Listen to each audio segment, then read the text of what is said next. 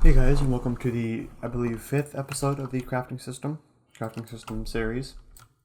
In this episode, what we're going to be working on, I guess in the last episode, just for a quick recap, we set up the inventory display for the crafting inventory here.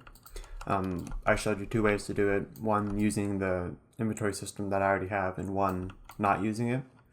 Right now it's set up using the inventory system, and I'm going to continue like this. And then what we're going to work on next is setting up the client-side sort of configuration of the crafting table itself. So we're not going to actually be like setting up how the recipes work quite yet. That'll be a little bit later, but we're going to set up dragging and dropping to drag items into the crafting table and remove them, and maybe there's clear button, stuff like that. We'll see how far we get in this episode. But yeah, let's get right into it. So the first thing we need to do is figure out how to drag items around, right? So we have this, in the starter UI, the crafting, we have this drag item that we created, which is just, it looks like the items in it looks like the slots, it looks like the item slots or whatever, right? But it's like, it can move around freely, right? So we can move this wherever we want, wherever the mouse goes, essentially, while we're dragging. So we got the UI set up for that. But how do we actually make it drag, right? There is this new thing called a UI drag detector. And here's the documentation page on that. I believe it's relatively new. I'm not sure if it's still in beta. It might still be in beta, it might not be. But I remember trying to use this, but I was running into some weird issues with it. I don't entirely remember what it was specifically. So I'm not going to be using this for this series.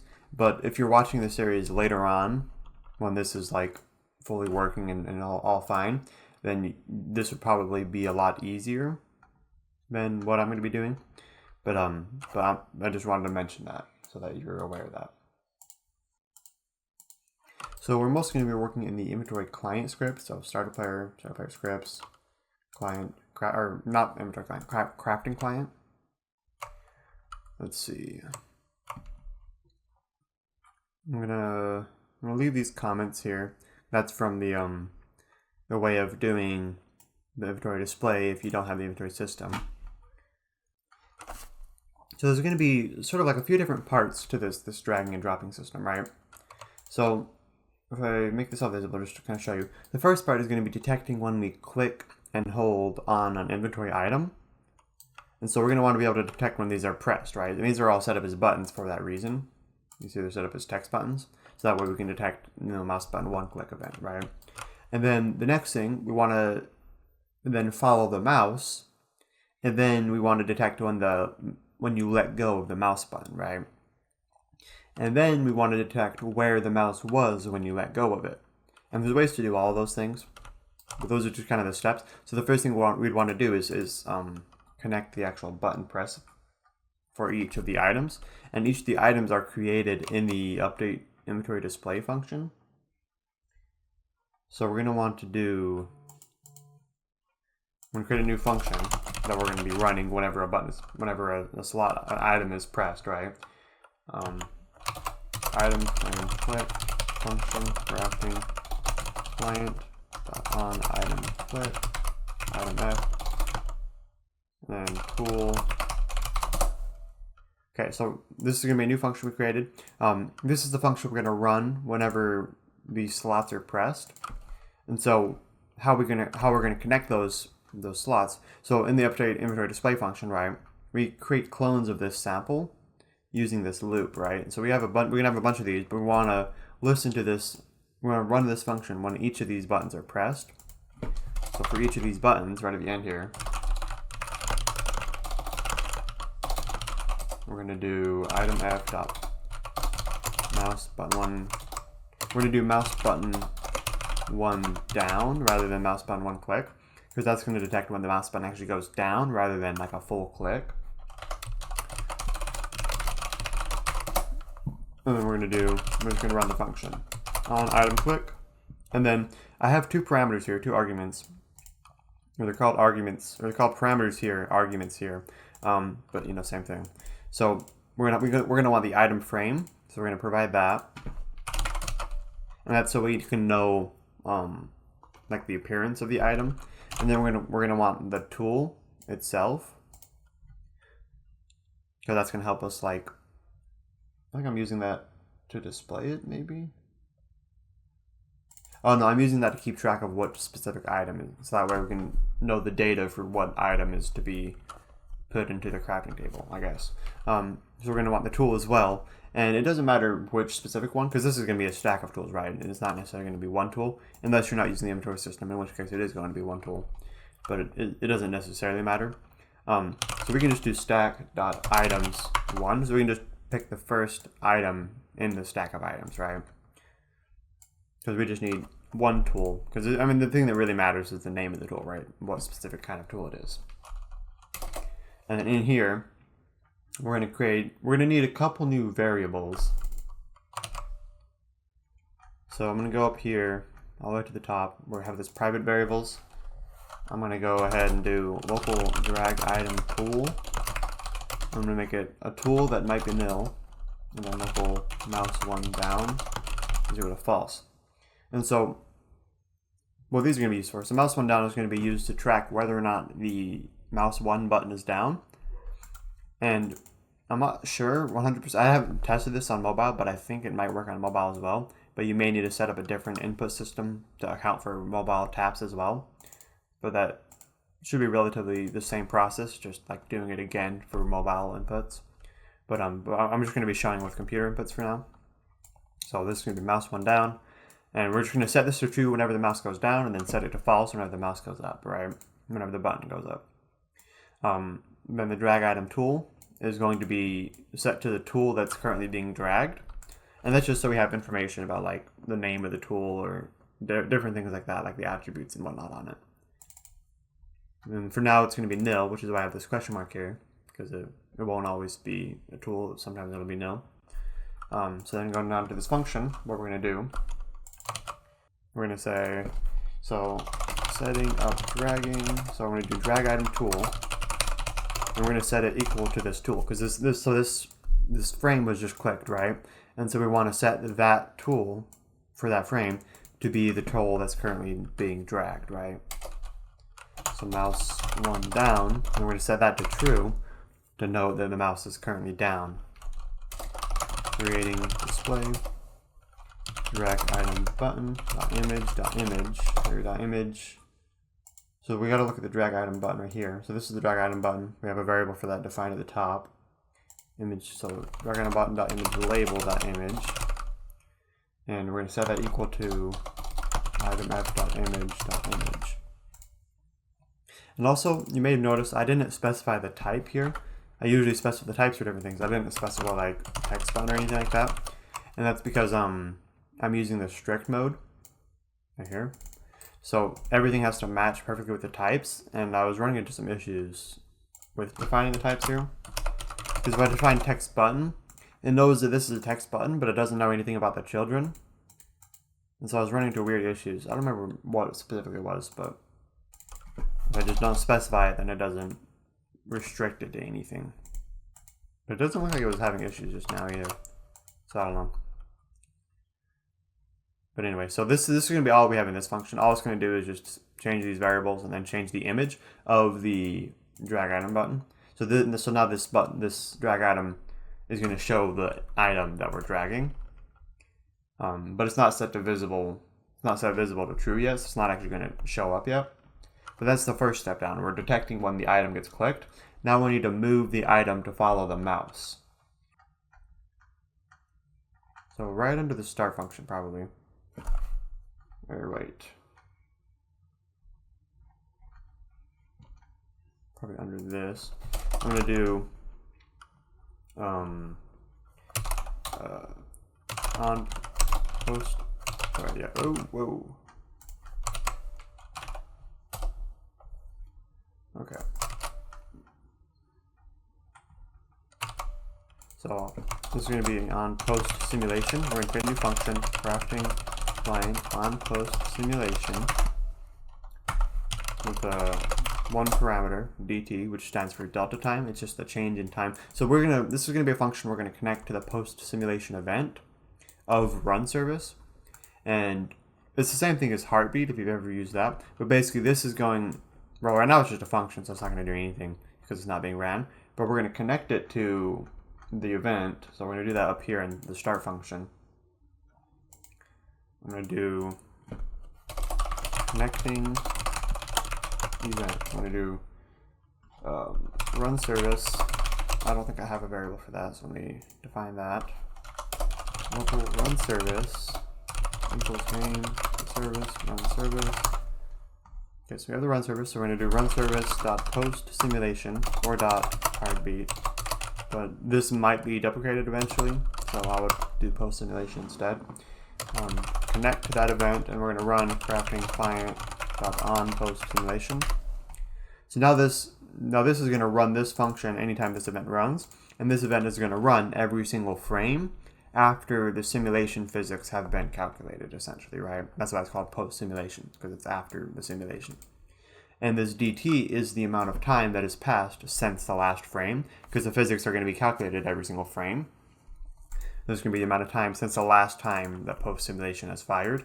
So basically since the last frame. That's not really important here, I don't think, but you know, it's nice to know. And that just this comes from the event itself. So then what we're going to do here is we're going to do if mouse button down, so that variable we made. So if the mouse button is down versus if it's not, right? If it is down, then we want to be constantly repositioning the frame.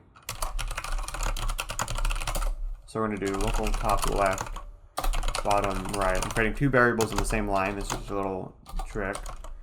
I'm going to set them both to GUI service. So we're going to need to get that. Local UI service. And there's only one thing we really need this for, and that's for getting the inset. So I go down here, so I'm going to do GUI service, get GUI inset. And what the inset is this is important for knowing the mouse's position. Because essentially, when you run the game, right, like right now there's no inset, it's just like you just have the screen. But when you actually run the game, you have a little bit of an inset, and that inset is just like it shrinks your actual GUI screen because of this like top bar and other things like that. So this adds a little bit of like, it actually moves all the GUI down, unless if you go to the GUI, you can actually toggle on like the GUI itself. You can toggle on ignore GUI inset.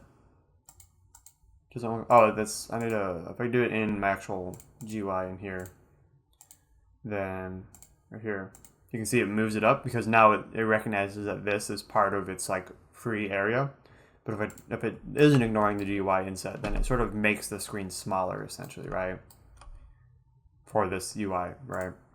Anyway, but so that's what the GUI inset is. And so this is essentially getting information about that inset. So it's getting, I guess, the top left position and the bottom right position as vector 2s. Returns two vector 2 values representing the insets of the user in GUI. Yeah. Anyway, so this is going to be the vector 2 pixel position and the vector 2 pixel position for the bottom right. So local mouse position. And then we can get the mouse position using user input service. So let's define user input service right here. So local user input service. And user input service, as the name suggests, is used to get user input. So that we're going to use that to detect whenever we let go of the mouse, and we're also going to use it to define the mouse's location. So get mouse location, and we're going to do minus top left. And that's essentially going to account for that offset. Because this UIS get mouse location doesn't account for the GUI inset. And so we're going to do minus the top left, and it'll just sort of make it actually accurate to where the mouse is. If you don't have this, then the mouse pose is going to be a little bit off from where the mouse actually is, which is kind of weird. But yeah. So then we're going to take the drag item button, and we're going to just set the position to the new position. So udim2.from offset. So that's like the pixels. We're going to define the pixels of exactly where we want it to be, and we're going to do mouse position.x minus drag item b dot absolute size dot x divided by 2. And so when we do the same thing for the y-axis, mouse pose.y minus drag item b, absolute size, y, whatever 2. So what's going on here is, so we need to find the x pixel position and the y pixel position. So we take the mouse position that we defined here, we get the x property because it's a vector 2, which means it just has an x and a y, it doesn't have a z, like a vector 3 would. But then we need to, because the drag atom button, the anchor point set to like the top left corner is 0, 0. I guess you could also just change this, and that would probably actually make it easier, so I'm going to do that. But this is essentially accounting for the fact that before the anchor point was in the top left, and so we need to add half of the, or I guess subtract half of the position in order to make sure the buttons like, because if we did it like without this and the anchor point's the top left, then the button's going to be like, my mouse is going to be like on the top left corner of the button, so the button's not going to be right center out on the mouse. But if we get rid of those and return the anchor point to 0.5 for the drag item button, that should achieve the same effect, I think. Because now the anchor point's in the middle, so when we set the position of the frame to this, it's going to set the middle of the frame to that, rather than the top left of the frame to that. So that's going to set the position, drag item button dot visible equals true. And so this is going to run every single frame that the mouse is being held down. But this is only going to be set to true when a button is specifically pressed. And yeah, so this will essentially position that that drag item button that we created at the mouse location and repeatedly do so. It'll repeatedly set this position, repeatedly get the new position as the mouse moves, and it'll make sure it's visible the whole time. And then the last thing we want to do is if mouse spawn down is not true, then we're going to just do drag item b dot visible equals false, and that's all we need to do. Because then it'll be invisible, and then the next time we drag something, we're just going to reset all this stuff anyway, so we don't need to worry about resetting any of this. We can just leave it wherever it is and just turn it invisible, right? So that's this whole function right here. This is going to be ran every frame. And so it's not quite ready to test yet, because now, I guess we could try testing it and see what happens. We're getting errors, I guess. That's probably yeah, I think that's a simple mistake I made. So that's line 102. If you do Control G, you can jump to a line. So this is, I need this to be image label. Maybe that's what the, no, I don't know. Anyway, so yeah, we need this to be image label rather than image. And then, okay, so it does work. If you click on it and hold, it will drag it. If you let go, it will not stop dragging it. That's the part we haven't set up yet. But you notice it goes behind the UI, and that's simply that's just an issue with how we set it up. That's an easy fix. So all we got to do for that is click on this drag item button, go to the properties, go down to the Z index, and just make this a really big number. It doesn't need to be that big, but that'll make it appear on top of other things. There we go. So now you can see it follows the mouse as intended. Although it looks a bit small. I mean, I guess the size is fine. Is the size... Alright, I don't know. Well, whatever, that is fine. So that works, but now we need to make so it tracks whenever you let go of the button. Whenever you let go of the mouse button. And so for that, we're going to create a new function. I'm going to create it... I'm going to create it above here. Input ended function, and we're going to use the UI, the user input service for this as well. Crafting client dot on input ended. There's going to be a few different parameters: game, process, event, or 2 different parameters. So there's going to be the input. So this is going to this is just a function. We're going to connect this function to an event. So let's do that real quick. Dot input ended connect crafting client on input ended, and I could just do these like this and just do all the code right here, but I'm just doing this for organizational purposes. So that way it's not like, it doesn't make this function really bulky. So we're going to connect the input ended event of the user input service to this function we just created. And that event provides these 2 different parameters. So we have the input object, which is just gives us a bunch of information about what the input was. So there's a lot of stuff we can access from this. And having the type definition will help like with auto-completing that, so that'll be nice. And then game processed event is just either true or false. It's a boolean that tells you whether or not the game's like UI processed the input. So like if you're typing into chat, the game processed event is going to be true for each of the keys that you press. And so you could use this to say ignore key inputs when you're typing in chat, right? But it also includes like other things. I don't know what all exactly, but yeah. But that's not necessarily important for this, because we're just going to do if input.userinputType is equal to enum.userinputType.mouseButton1. So if the type of input was the mouse button 1 and drag item tool is not equal to nil. Remember, that's that variable we created that we set to the item that's currently being dragged with the tool. So we want to make sure that's not nil before we try and stop dragging it, because that's going to be essentially, that's going to tell us if we're dragging something or not, right? Because if it's nil, that means we're not dragging anything. So if you let go of the button and we're currently dragging something, then we want to stop dragging it. So finding, I guess, so first I'll just do so ending current drag. Mouse 1 down equals false. Drag item tool equals no. So that's not all we're going to do, but I'm going to test that to see how that works. And it should, whenever I let go, yeah, it disappears. And you can see now we have dragging, but we don't have the dropping, right? So now we have it to where we can click on something and it'll get that item, it'll have information about that item, and we can move it, but it doesn't actually go in the crafting table yet. So that's the part we need to figure out now. And we need to figure out where the mouse position is and what frames are under it. So what slot it's going into whenever we let go, right? And you see these are all text buttons, so they're like, kind of looks nice because they're all like changing color as I move over them, which is kind of nice. Kind of convenient, but it's not actually, it doesn't actually know, the code doesn't actually know quite yet which button it's going over. So we're going to do a little section here, finding if mouse over table cell.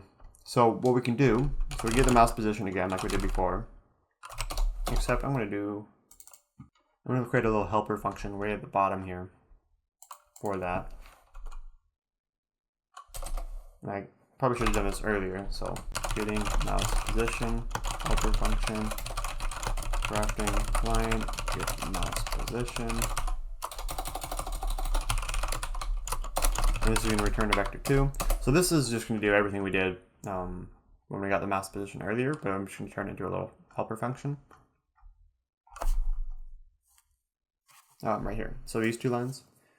So we're going to copy those. I'm going to do local mouse pose equals crafting client get mouse position. So that'll give us the mouse position. But we need to actually set up the function. So I cut those lines, so now I can paste them here. And then I'm just going to return this rather than creating a variable for it. So, you know, same thing as before. It's getting the top left, bottom right from the GUI service, get GUI inset. And then it's returning this value, which is just the UIS get mouse location minus the top left. So that's just a simplified function for getting the mouse position.